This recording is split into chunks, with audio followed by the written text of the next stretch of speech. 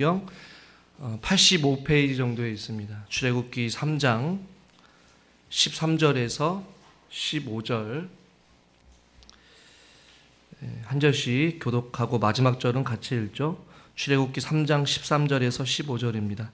모세가 하나님께 아뢰되 내가 이스라엘 자손에게 가서 이르기를 너희의 조상의 하나님이 나를 너희에게 보내셨다 하면 그들이 내게 묻기를 그의 이름이 무엇이냐 하리니 내가 무엇이라고 그들에게 말하리이까. 하나님이 모세에게 이르시되 나는 스스로 있는 자이니라.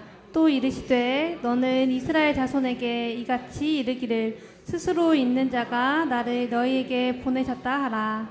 같이 읽죠.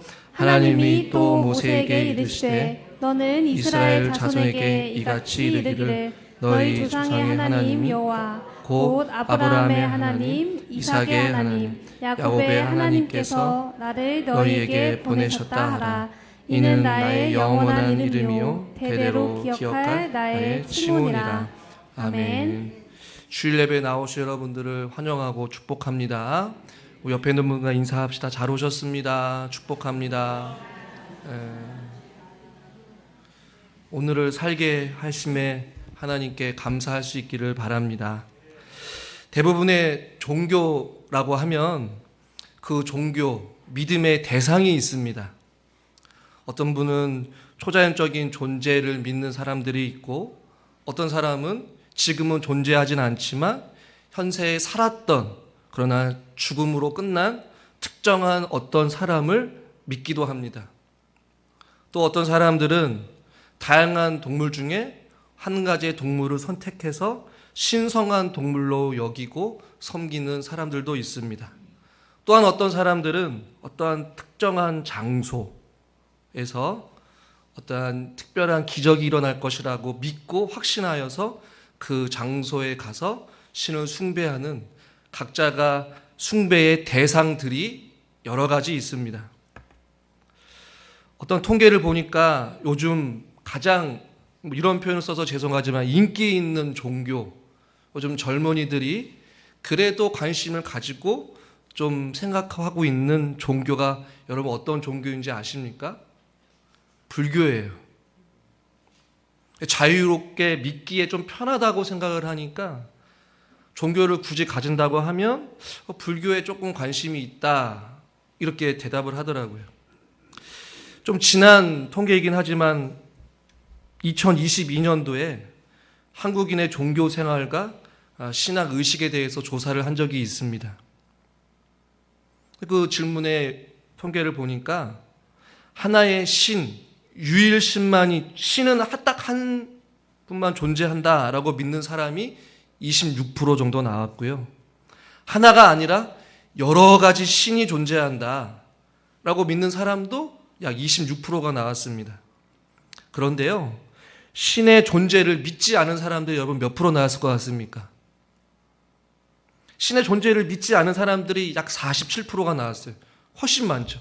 신이 존재한다. 그리고 아니다. 신은 유일하게 하나님 한 분밖에 없다. 이렇게 믿는 사람들, 자기가 믿는 종교가 절대적이라고 믿는 사람들이 26%씩 나왔는데 신의 존재는 아예 없다라고 믿는 사람들이 47%나 나왔다는 것이에요. 또한 신은 아예 존재하지 않는다. 33%. 모르겠다 있는지 없는지 19% 이렇게 나왔어요. 이것은 이제 일반인들에 대한 생각이라면 기독교인의 대상으로 한 조사에서는요, 교회는 출석하지만 잘 들으셔야 돼요. 교회는 출석하는 거예요. 하나님이 믿는 사람은 10명 중에 몇 명일까요? 10명 중에 7명이었어요. 여러분들 전혀 놀라지 않으시네요. 교회를 다니는데 하나님의 존재를 믿는 사람이 10명 중에 7명이라는 것이에요. 통계적으로. 그러니까 이 중에서도 교회 이제 나와 있지만 하나님을 믿지 않은 사람이 혹시라도 있을지 모르겠어요. 더 충격적인 것은요, 천국을 믿느냐, 죽음 이후에 천국의 존재함을 믿느냐, 여러분 100%일까요? 아닐까요? 교회를 출석하는 사람들한테 질문을 했습니다. 그런데 100%가 안 돼요. 69%밖에 되지 않았어요. 저는 너무나도 놀랐어요. 약 30%가 교회를 다니는 이유가 하나님 때문이 아니라고 대답을 했대요. 그럼 무엇 때문에 교회를 다니느냐? 예를 들면 가정의 평화를 위해서. 하도 들들 볶으니까 가족에 누군가가 다닌 사람도 있고, 혹은 세상에서 인정받지 못하지만 교회에 오면 한 자리를 차지하고 직분을 차지해서 뭔가를 할 수 있으니까 교회에 와서 마치 동호회처럼 활동을 하기 위해서 교회를 나오는다. 또 어떤 이유가 있을까요? 사업을 하는 사람들, 교회를 대상으로 하게 되면 장사가 쉬우니까 교회를 추석하는 사람들도 보게 되었어요. 뭐 여하튼 제가 설교 서론에 이런 이야기를 하는 이유는, 우리는 이제 믿음이라는 주제를 가지고 계속 말씀을 나누고 있습니다. 지난 시간에 혹시 설교 제목이라도 기억나십니까? 믿는 자와 믿지 아니하는 자. 믿는 자와 믿지 않는 자에 대해서 이야기를 했어요. 여러분들은 믿습니다 라고 대답을 했습니다. 뭐 다 같이 믿습니다 하니까. 오늘은 믿음의 대상을 말씀드리려고 해요. 도대체 우리가 누구를 믿느냐라는 것이죠. 다음 주에는 우리가 믿음의 내용에 대해서 말씀을 드릴 거예요. 믿음의 대상도 중요하고 우리가 무엇을 믿는지 믿음의 내용도 중요합니다. 우리는 지난 시간에 믿는 자와 믿지 않은 자에 대해서 그 차이를 말씀을 드렸어요. 그리고 우리는 믿습니다 라고 고백을 했고요. 그렇다면 저와 여러분들이 누구를 믿어야 됩니까? 우리의 믿는 대상이 누구예요? 바로 하나님이시라는 것이죠. 그런데요, 어거스틴은 이런 이야기를 해요. 그대가 하나님을 이해한다면 그것은 하나님이 아니다 라고 이야기를 해요. 아니, 목사님 무슨 말입니까? 하나님은 완전히 이해할 수 있는 존재가 아니라는 것이죠. 그래서 찰스 스펄전 목사님도 유한한 제한적인 피조물이 영원하신 하나님을 파악하는 것은 마치 모기가 바닷물을 몽땅 삼키려고 애쓰는 것과 같다라고 우스갯소리로 이야기를 해요. 그러니까 하나님을 이해한다는 것은 굉장히 어려운 것이죠. 성경이 오늘 본문도 그렇지만 성경에서 그 하나님에 대해서 이해할 수가 없어서 당신의 이름이 무엇입니까? 라고 질문한 사람이 몇 사람 나와요. 그 중에 한 사람은 삼손의 아버지인 마노아가 하나님의 이름을 묻습니다. 당신이 누구입니까? 사사기 13장 17절 18절, 제가 17절 여러분은 18절 읽으세요. 제가 17절 읽겠습니다. 마노아가 또 여호와의 사자에게 말하되 당신의 이름이 무엇이나이까? 당신의 말씀이 이루어질 때에 우리가 당신을 존귀히 여기리다 하니, 여호와의 사자가 그에게 이르되 어찌하여 내 이름을 묻느냐? 내 이름은 기묘자라 하니라. 삼손의 아버지인 마노아가 하나님의 사자가 나타나서 말씀하니까 신기한 존재인 거예요. 이해할 수 없는 자예요. 그러나 당신이 하신 그 말씀이 이루어질 때에 나는 당신을 존귀하게 여기고 내가 절대적인 존재로 인정하고 내가 믿겠습니다라는 그런 고백이잖아요. 당신의 도대체 이름이 무엇입니까? 어떠한 존재입니까? 라고 질문을 해요. 그러자 내 이름은 기묘자라. 여러분, 기묘자가 무슨 뜻입니까? 무슨 뜻이에요? 예? 이렇게 확실하게 대답을 못하시. 비밀스러운 자, 신비한 자, 묘하신 분이라는 뜻을 가지고 있어요. 그것도 정확한 번역이 아니에요. 학자들마다 다 달라요. 비밀스럽고 신비스럽고 아주 묘하신 분이세요.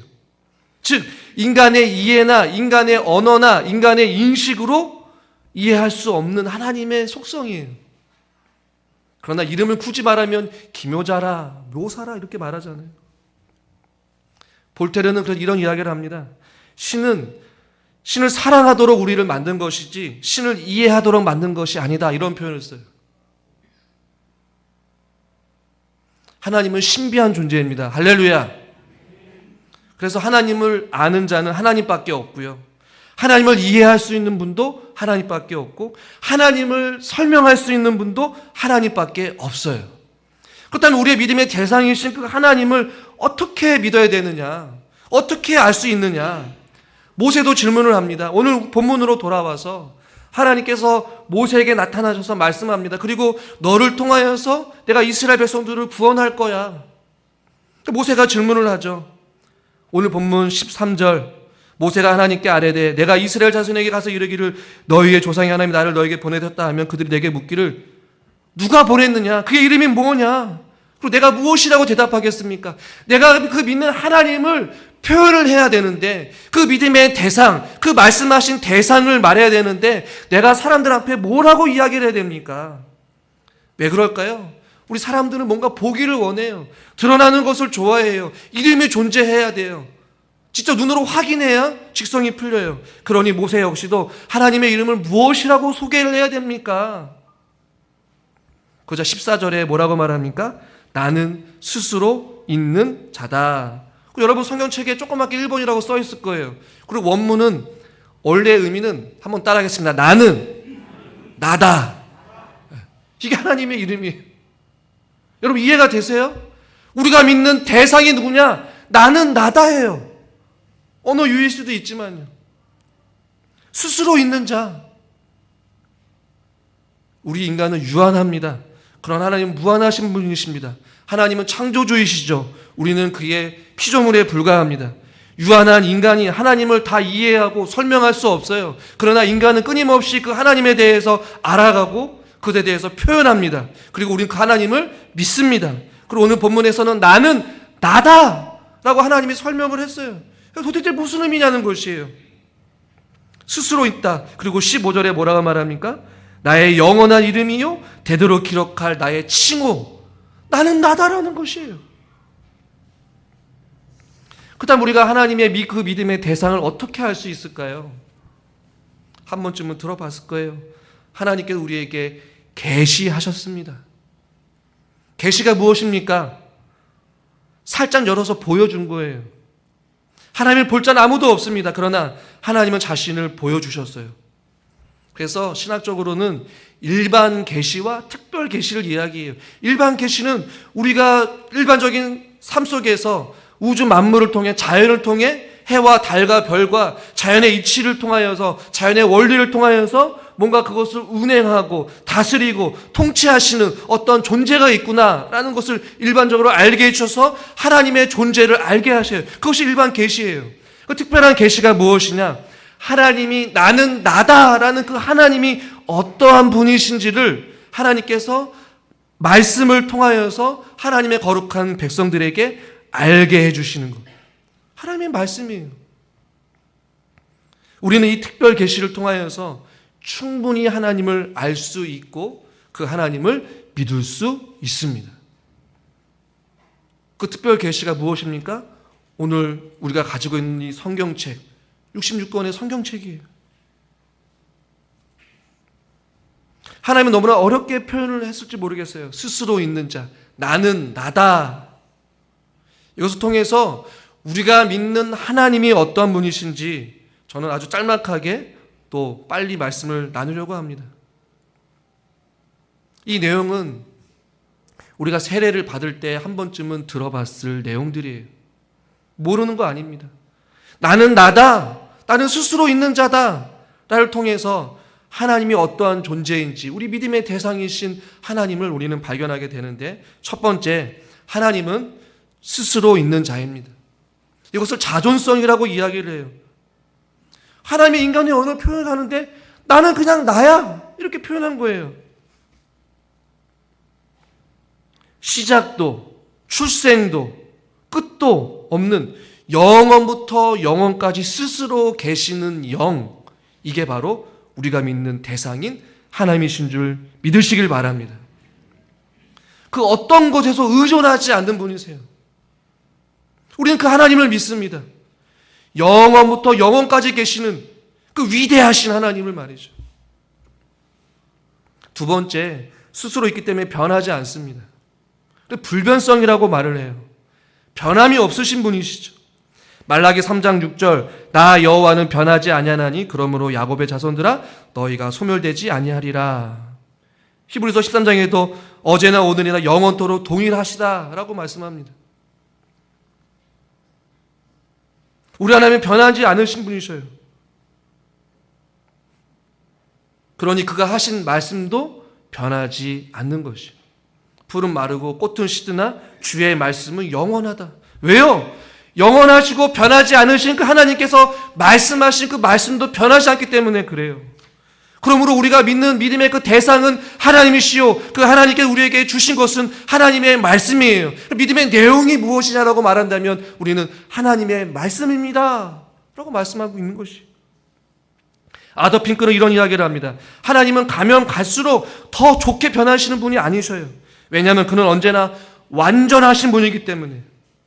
그래서 지금도 그렇습니다. 그러므로 그는 더 나쁘게 변하지도 않으셔요. 우리 하나님은 한결같은 분이셔요. 변덕스러운 하나님이 아니시라는 것이에요. 사람은 변합니다. 세상도 변합니다. 바뀝니다. 그러나 우리가 믿는 그 하나님은 절대로 변하지 않으신 분이시라는 것이에요. 이것이 우리에게 위로가 됩니다. 사람들 자꾸 말을 바꿔요. 그러나 우리가 믿는 그 하나님은 어떻습니까? 바꾸지 않아요. 영원합니다. 그리고 그 약속을 반드시 성취해 가시는 분이죠.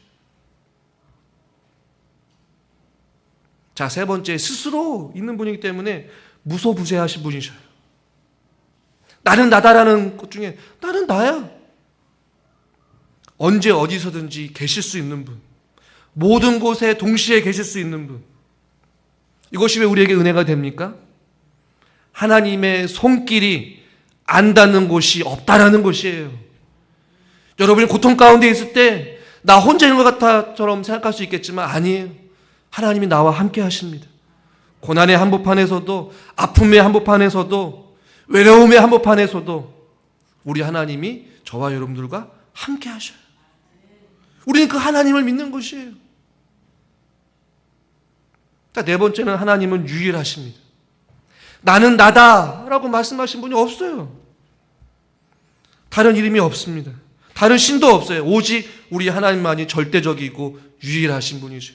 우리는 그 유일하신 하나님을 믿습니다. 그것이 우리의 믿음의 대상이에요. 당신이 믿는 대상이 누구입니까? 우린 뭐라고 해야 돼요? 유일하신 하나님을 믿습니다. 다른 신은 없다라는 것이에요.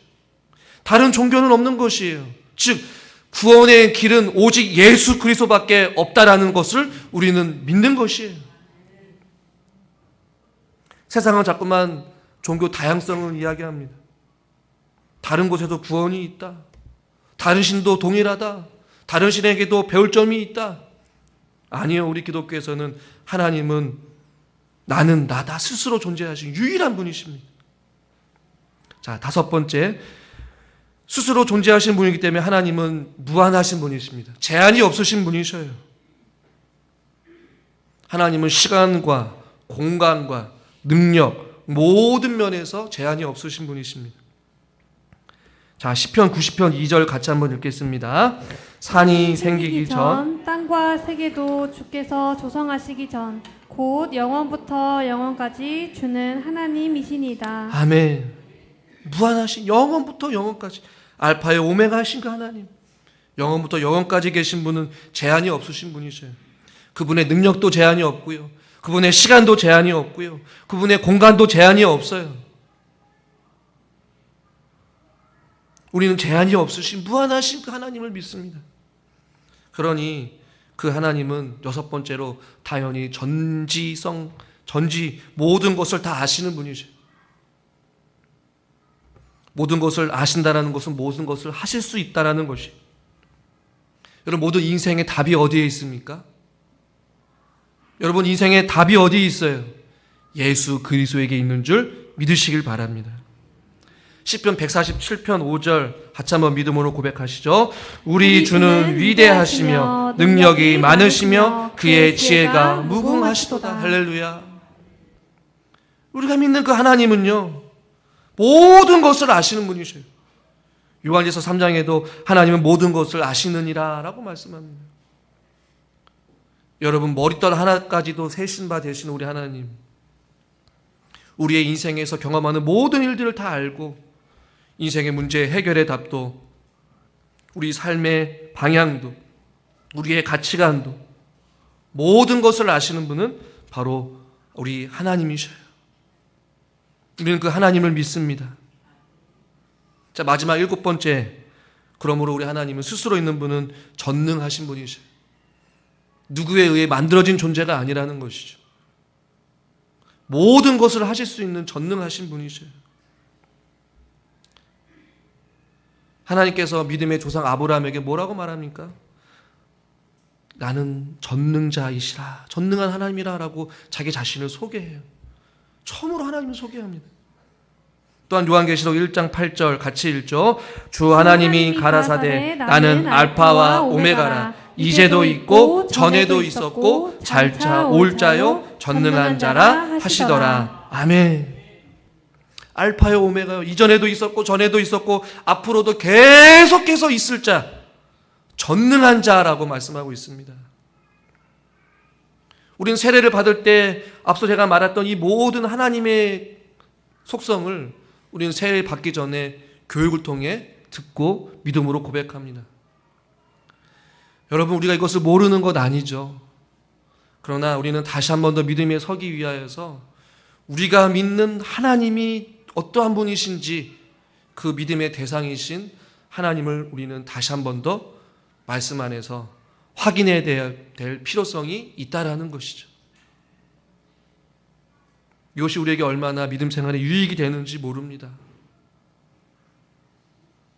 그 이름이 주는 축복, 나는 나다, 이 스스로 있는 그 하나님 말씀 앞에 우리는 그 하나님을 무엇라고 부를 수 있습니까? 아버지라 부를 수 있는 것이에요. 아버지라고 부를 수 있는 것은 하나님과 우리와의 관계를 의미하죠. 그 스스로 존재하시는 분, 또 불변하시고 무소부세하시고 유일하시고 무한하시고 전능하시고 모든 것을 아시는 그분이 저와 여러분들의 어떤 분이시라는 거예요? 아버지라는 것이고 우리는 그분의 자녀라는 것이. 우리가 믿는 그 하나님은 위대하신 분이시고 찬양받기에 합당하신 분이시고, 우리는 그러므로 그 만군의 여호와의 이름으로 살아가야 될 줄 믿습니다. 누구든지 여호와의 이름을 부르는 자에게 구원을 얻는다라고 말씀하고 있죠. 여러분이 믿는 그 믿음의 대상, 그 하나님은 시시한 분이 아니십니다. 위대하신 분이시죠. 전능하신 분이십니다. 다시 한 번 더 말씀 앞에 서서 모세가 하나님 앞에 당신이 누구이십니까? 당신의 이름이 무엇입니까? 내 앞에 서 있는 분이 누구십니까? 라고 질문했을 때 나는 나다. 나는 스스로 있는 자다. 여러분 기억하십시오. 믿음 생활하면서 주님은 나의 하나님이십니다. 주님은 주님이십니다. 그 한마디에 모든 것이 다 담겨져 있어요. 우리는 이 사실을 믿고 흔들려서는 안 됩니다. 세상은 끊임없이 이 진리를 무너뜨리려고 할 것입니다. 어떻게 스스로 존재하냐? 어떻게 변하지 않느냐? 어떻게 영원할 수 있느냐? 어떻게 하나님만이 유일하시냐? 그러나 우리는 말씀이 그렇게 우리에게 가르치기 때문에 우리는 그 하나님 스스로 있는 자, 그 하나님을 나는 믿습니다. 그 믿음의 신앙 안에 반석에 굳건하게 서서 마지막 시대를 살아가는 저와 여러분들에게 힘과 용기를 주고 담대함을 주고 하나님 자녀로서 이 세상의 믿음의 사람들로서 나그네와 같이 주님 오실 그날을 사모하며 우리가 함께 믿음의 길을 걸어가시기를 주님의 이름으로 축원합니다. 하나님 아버지, 우리가 믿는 그 믿음의 대상은 바로 스스로 있는 자, 바로 우리 하나님이신 줄 믿습니다.